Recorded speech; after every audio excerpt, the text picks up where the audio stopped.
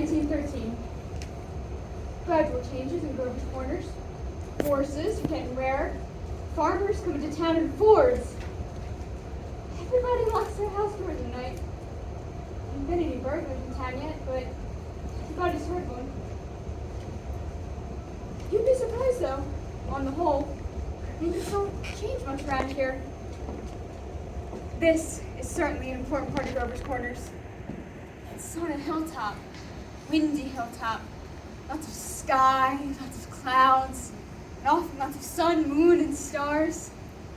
You come up here on a fine afternoon, and get some range on range of hills. Awful blue they are. And up there by Lake Sunapee and Lake Winnipesaukee, and way up, you've got a glass. You can see the White Mountains, Mount Washington, where North Conway and Conway is. And of course, our favorite mountain, Mount Monadnocks, right here. All the towns that lie around it. Jaffrey and East Jaffrey and Petersboro and Dublin and there. Right ways down. It's Grover's Corners. Yes, beautiful spot up here. Mount Laurel and lilacs. I often wonder why people want to be buried in Woodlawn, Brooklyn, when you might pass the same time up here in New Hampshire. Over there, the old stones, 1670, 1680, strong-minded people that come a long way to be independent. Summer pupils walk around there laughing for funny names on the tombstones. It don't do any harm. And genealogists come up from Boston, get paid by city people for looking up their ancestors. I guess that don't do any harm either.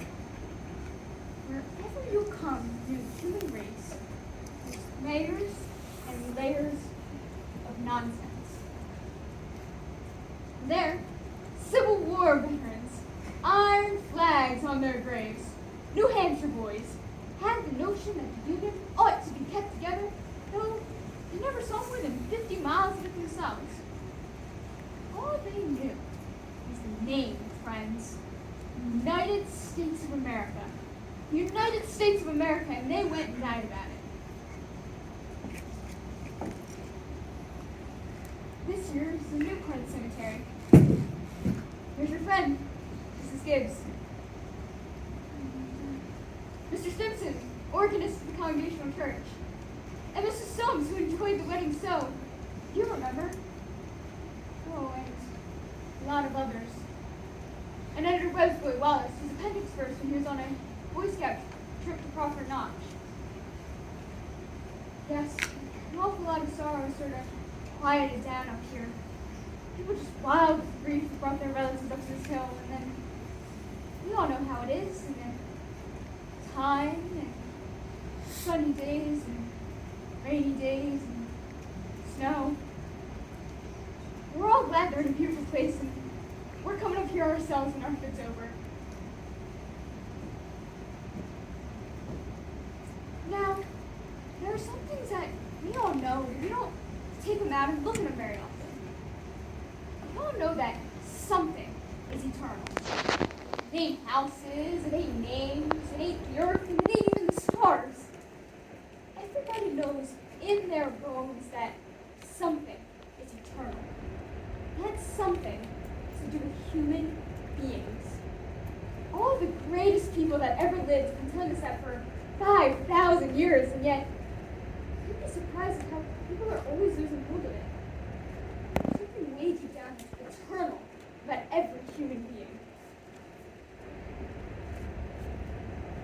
You know as well as I do that the dead don't stay interested in us living people for very long. Gradually they lose hold of the earth and the ambitions they had and the pleasures they had, the things they suffered and the people they loved.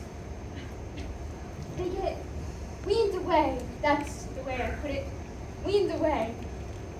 And they stay here while the earth part of them burns away, burns out. And all that time they slowly get indifferent to what's going on in Grover's Corners. They're waiting. They're waiting for something they fear is coming. Something important and great. Aren't they waiting for the eternal part of them to come out clear?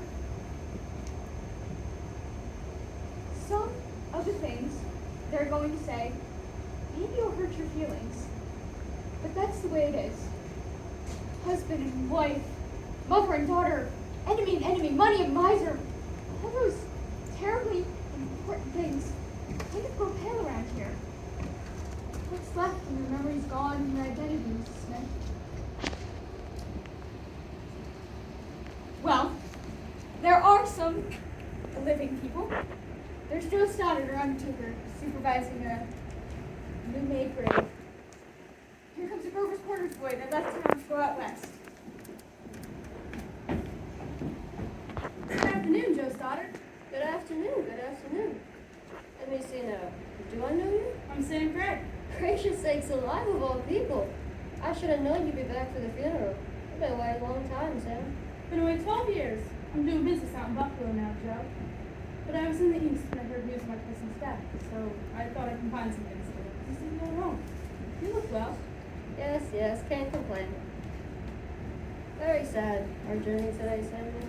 Yes. Yes, yes. I understand who the supervisor and the young person is taken. He'll be here in a few minutes now. I had to come here early today. My son's supervising at the home. Old Farmer McCartney. I used to do chores for him after school. He had the lumbago. Yes, they brought Farmer McCarty here a number of years ago now. Why, this is my Aunt Julia. I've forgotten that she... Of course. Yes, Doc Gibbs lost his wife 3 years ago, about this time. And today's another pretty bad blow for him, too. That's my sister Carrie's boy, Sam. Sam Gregg. Boys. Simon. They choose to reimburse much, Joe? No, not usual. Mostly the bereaved pick up this. Doesn't sound like Aunt Julia. There ain't many of those Hershey sisters left. Where are... I wanted to look at my mother's flowers. Over there, by the crates, Avenue.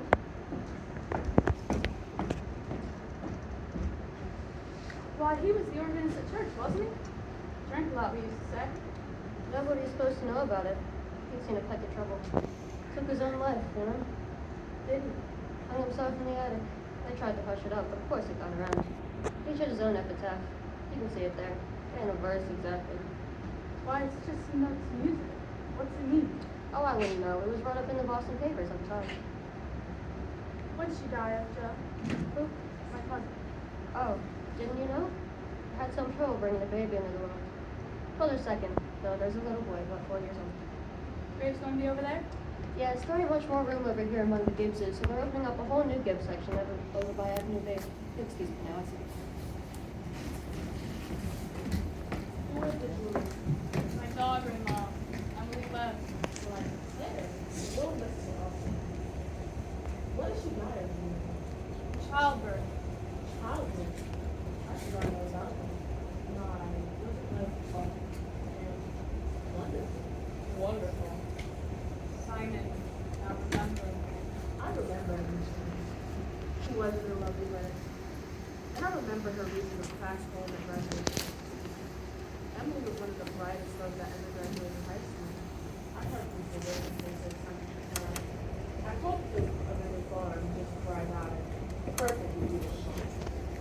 It's the same road we lived on. Yeah, right, smart farm. I always liked that family. I just hope they makes me a him.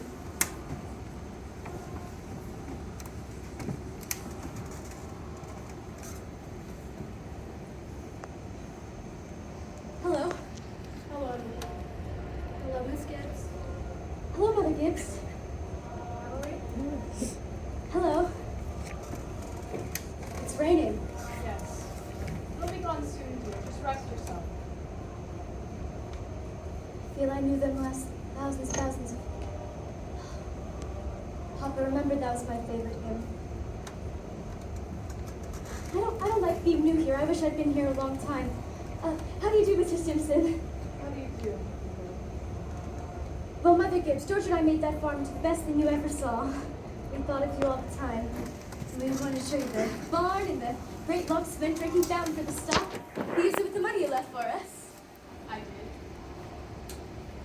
Don't you remember, Mother Gibbs? The legacy you left for us? Why, it was over $350. Yes. Yes, I Well, there's a patent device been found, so it never overflows, Mother Gibbs, and it never sinks below a certain mark. It's fine. It won't be the same to George without me, but it's a lovely farm. Blind people don't understand, do they? No, dear. Not very much. They're sort of shut up in little boxes, aren't they? I feel I knew them last 1,000 years ago. My boy spent the day at Mr. Carter's. Mrs. Carter, my boy is spending the day at your house. Is he? Yes, he loves it there. Mother Gibbs, we've afford to. Never gives any trouble. I don't drive, though. Mother Gibbs, when does this feeling go away of being one of them? When does it... Hush, dear. Just wait and be patient. Look, they're finished. They're going. Oh, look, Father Gibbs is bringing one of my flowers to you. Mother Gibbs looks just like George, doesn't he? I never realized how troubled and in the dark life persons are. Look at him. I loved him so. From morning till night, that's all they are. It's troubled. A little cooler than it was. Rain's cooled it off a bit. Those northeast winds always do the same thing, don't they? Cool days and rain. It's a 3-day flow. But Mother Gibbs, one could go back there. One could go back there to living. I feel it. I know it. Why? Just for a moment, I was thinking about the farm, and for a moment, my baby was on my lap, as plain as day. Yes, of course you can. But I could go back there and live again. Why not? All I can say is, Emily, don't. Emily, don't. It's not what you think. But it's true, isn't it? I could go back there and live again. Yes. Some have tried, but they soon come back here. Don't do it, Emily. But I won't live over a sad day. I'll choose a happy one. I'll choose the first day I knew I loved George. Why should that be painful? You not only live it, but you watch yourself living it. Yes. And as you watch, you see the thing that they down there ever know. You see the future. You know how it's going to end. But is that painful? Why? It's not the only reason you shouldn't do it, Emily. Once you've been here longer, you'll see that our life is to forget all that, to think only of what's ahead, and be ready for what's ahead. Once you've been here longer, you'll understand. But Mother Gibbs, how can I ever forget that life? It's all I've known. It's all I've had. Oh, Emily, it isn't wise. Really, it isn't. But it's a thing I must know for myself. I'll choose a happy day anyway. No! Pick an unimportant day. Pick the least important day in your life. It will be important enough. Well, it can't be since the baby was born. It can't be since I was married. I could choose a birthday, can't I? I would choose my 12th birthday. All right. February 11th, 1899. A Tuesday. Want any special time of day? Oh, I want the whole day. Begin at dawn. You remember it had been snowing for several days, but it stopped the night before. They'd begun clearing the roads. The sun's coming up. There's Main Street. And there's Mr. Morgan's drugstore before he changed it. There's the livery stable. Yes, this is 1899. This is 14 years ago. This is the town I knew as a little girl. Oh, and there's the old white fence that used to be around the house. I'd forgotten. I love it so. Will they be inside? Yes. Your mother will be coming downstairs in a minute to make breakfast. Will she? And you remember, your father had been away for several days. He came back the night before. No. He went back to his college to make a speech in Western New York at Clinton. But there's Howie Newsom. And there's our policeman. But he's dead. He died. Whoa, Bessie. Morning, Bill. Morning, Howie. You're up early. Been rescuing a party darn near froze to death down my porch down there.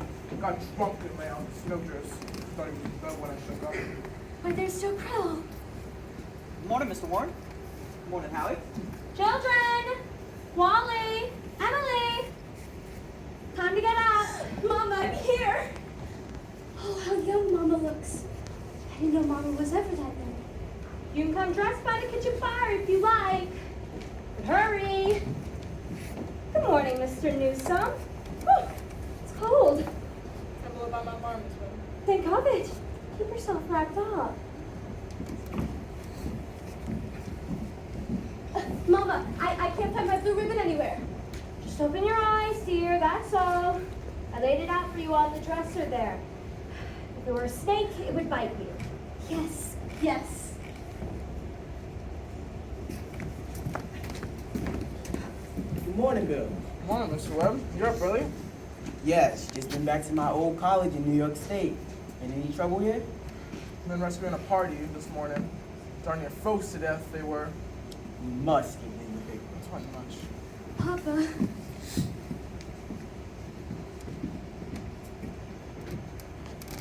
Good morning, Mother. How'd it go, Charles? Oh, fine. Yes, I told him a few things. Everything all right here? Yes. Can't think of anything that's happened special. Been right cold. Howie Newsome says it's 10 below over at his barn. Yes, well, he was colder than that at Hamilton College. Even his ears falling off. And Christian. Did they have any mistakes in it? None that I can think of. Coffee's ready when you want it. Charles, don't forget it's Emily's birthday. Did you remember to get her something? Oh, yes. Got something right here. Where's my girl? Where's my birthday girl? Don't interrupt her now, Charles. You can see her at breakfast. She's slow enough as it is. Hurry up, children. It's 7 o'clock. Now I don't want to have to call you again. I can't bear it. They're so young and beautiful. Why did they ever have to get old? Mama, I'm here. I've grown up. I love you all. Everything. I can't look at everything hard enough. Good morning, Mama. Oh, well, a very happy birthday to my girl and many happy returns. There are some surprises waiting for you on the kitchen table. Oh, Mama, you shouldn't have. I can't. But, birthday or no birthday, I want you to eat your breakfast good and slow. I want you to grow up to be a good, strong girl. That, in the blue paper, is from your Aunt Carrie, and I reckon you could guess who brought the postcard album. George Gibbs. Must have come over in the cold pretty early. Quite nice of him. George, I'd forgotten that. Chew that bacon good and slow. It'll keep you warm on a cold day. Mama, look at me a minute as though you really saw me. Mama, 14 years have gone by, I'm dead. You're a grandmother now, Mama. I married George Gibbs, Mama. Wally's dead too. His appendix burst on a camping trip to North Conway. We felt just horrible about it. Don't you remember? But just for a moment we're together. Just for a moment we're happy. Let's look at one another. That, in the yellow paper, is something I found in the attic amongst your grandmother's things. You're old enough to wear it now, and I thought you'd like it. And this is from you. It's beautiful. It's just what I wanted. It's lovely. Well, I hope you'd like it. Your Aunt Nora couldn't find one in Concord, so I had to send all the way to Boston. Wally has something for you, too. He made it in manual training class, and he's very proud of it. Make sure to make a big fuss about it. Your father has something for you, too. Not quite sure what it is myself. Shh, here he comes. Where's my girl? Where's my birthday girl? I can't! It all goes so fast we don't have time to look at one another. I didn't realize. So while that was going on, I never noticed. Take me back, up to the hill to my grave. Oh wait! Amula.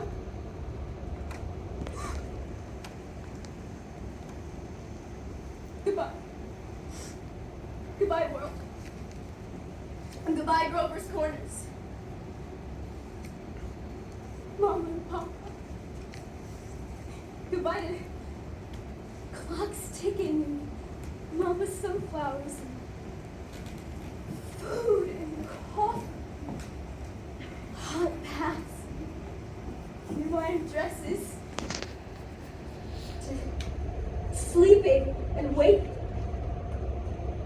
Earth, you're too wonderful for anyone to notice you.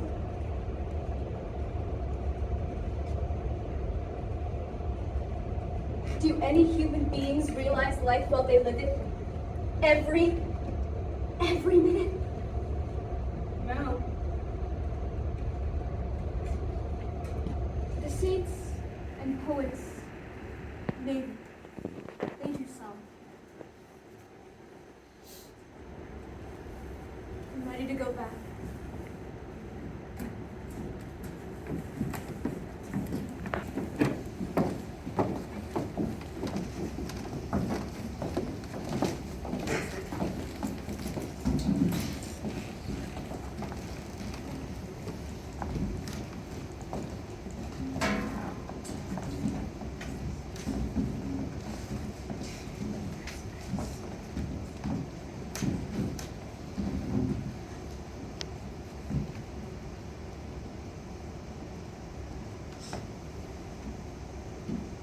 Were you happy?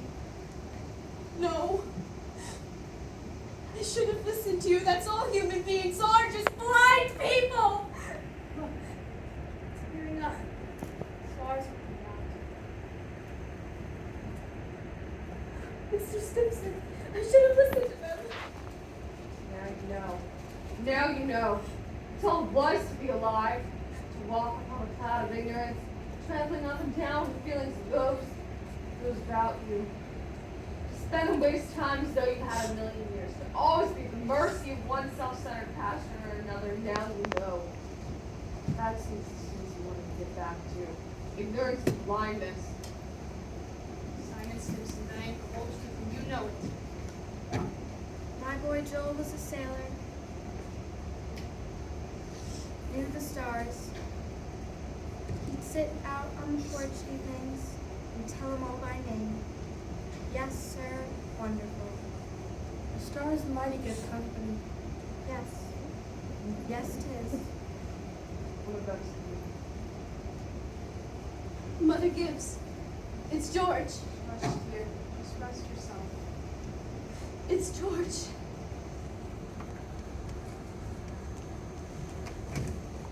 And my boy Joel, who knew the stars, he used to say it took millions of years for that speck of light to get to the earth. Don't seem like a body could believe it, but that's what he used to say. Millions of years. That ain't no way to behave. Goodness. He ought to be home. Mother Gibbs. Yes, Emily? They don't understand, do they? No, dear. You don't understand.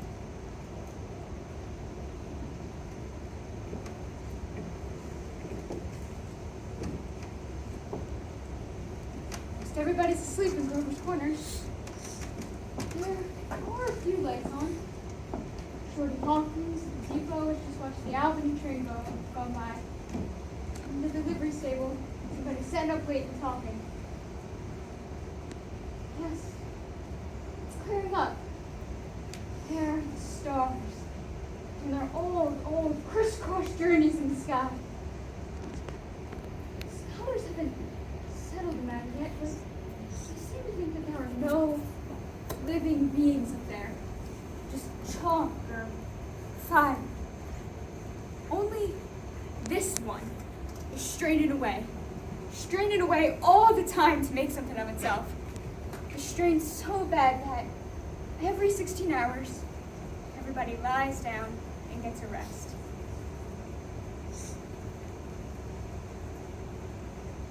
Hmm. 11 o'clock in Grover's Corners.